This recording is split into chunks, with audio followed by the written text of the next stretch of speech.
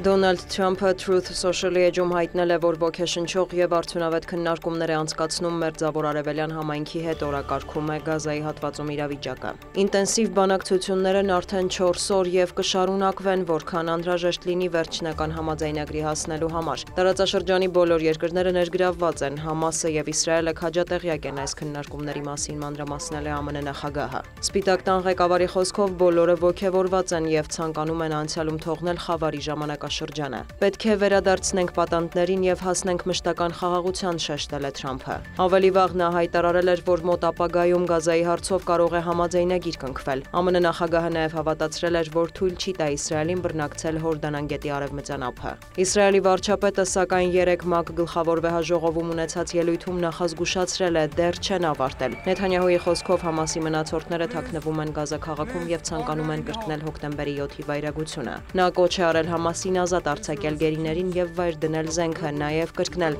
Իսրայելին Պաղեստինի պետություն չեն կարող պարտադրել։ Միևնույն ժամանակ Համասից հայտարարել են, որ պատրաստ են հրաժարվել Գազայի հատվածի վերահսկողությունից, սակայն վայր չեն դնի զենքը եւ չեն հանձնվի։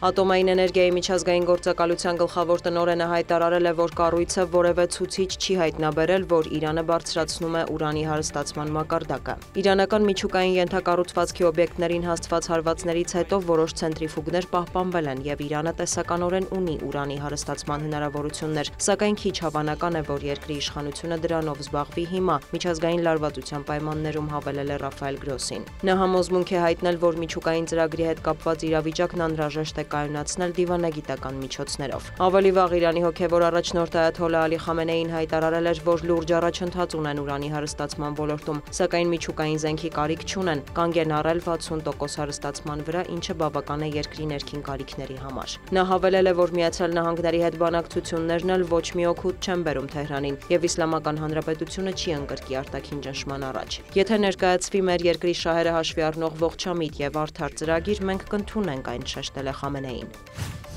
ՄԱԿ անվտանգության խորհրդին չի հաջողվել ընդունել Ռուսաստանի եւ Չինաստանի առաջարկած բանաձևը, որով կհետաձգվեր Իրանի դեմ պատժամիջոցների վերականգնումը։ Փաստաթղթին աջակցություն են հայտնել Ալժիրը, Չինաստանը, Պակիստանը եւ Ռուսաստանը։ Միացյալ Թագավորությունը, Դանիան, Ֆրանսիան, Հունաստանը եւ այլ երկրներ դեմ են արտահայտվել։ ՄԱԿ մամուլի ծառայության տվյալով բանաձևի նախագիծը ներկայացվել է ի պատասխան Ֆրանսիայի, Գերմանիայի եւ Միացյալ Թագավորության ավելի վաղ արած առաջարկի վերականգնելու հակաիրանական պատժամիջոցները, որոնք կասեցվել էին 2015 թվականի միջուկային համաձայնագրից հետո։ Լոնդոնը, Փարիզը եւ Բերլինը մեղադրել են Թեհրանին միջուկային զենքի ձգտելու համար։ Քվեարկությանն ընդառաջ ՄԱԿ-ում Ռուսաստանի մշտական ներկայացուցչի տեղակալը մեղադրել է եվրոպական եւ ամերիկյան կողմերին էսկալացիա հրահրելու համար։ Մեծ Բրիտանիայի ներկայացուցիչը հայտարարել է, որ Թեհրանը չի հարգում միջուկային զենքի չտարածման համաշխարհային ռեժիմը։ Միևնույն ժամանակ նա վստահեցրել է, որ պատրաստ են դիվանագիտական կարգավորման։ Իրանի արտաքին գործերի նախարարը հայտարարել է, որ ստեղծված իրավիճակն արևմուտքի ձախողման հետևանքն է։ Աբբաս Արաղչիի ձևակերպմամբ Միացյալ Նահանգները դավաճանել է դիվանագիտությանը, իսկ եվրոպական եռյակը թաղել այն։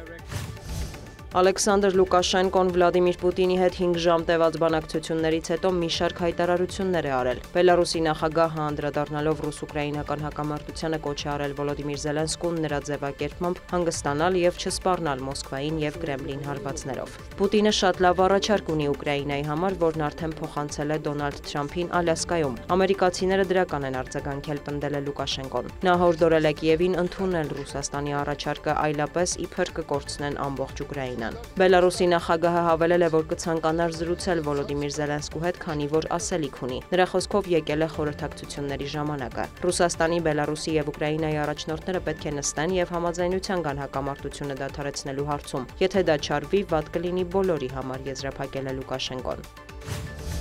Ռուսաստանի նախագահի մամուլի քարտուղարը մեկնաբանել է ԱՄՆ նախագահ Դոնալդ Թրամփի հայտարարությունը, որ Անկարան պետք է հրաժարվի ռուսական գազից։ Դմիտրի Պեսկովի խոսքով Ռուսաստանը շարունակում է առևտրատնտեսական գործակցությունը Թուրքիայի հետ։ Թուրքիան ինքնիշխան պետություն է եւ ինքն է որոշում, թե որ ոլորտներում համագործակցի մեզ հետ, եւ եթե ինչ-որ ապրանքատեսակների առևտուրը թուրքական կողմին շահավետ լինի, նա կշարունակի դա անել, նշել է Կրեմլի ներկայացուցիչը։ Պեսկովը հիշեցրել է, որ ամբողջ հզորությամբ շարունակում են գործել թուրքական հոսք ու կապույտ հոսք գազամուղները։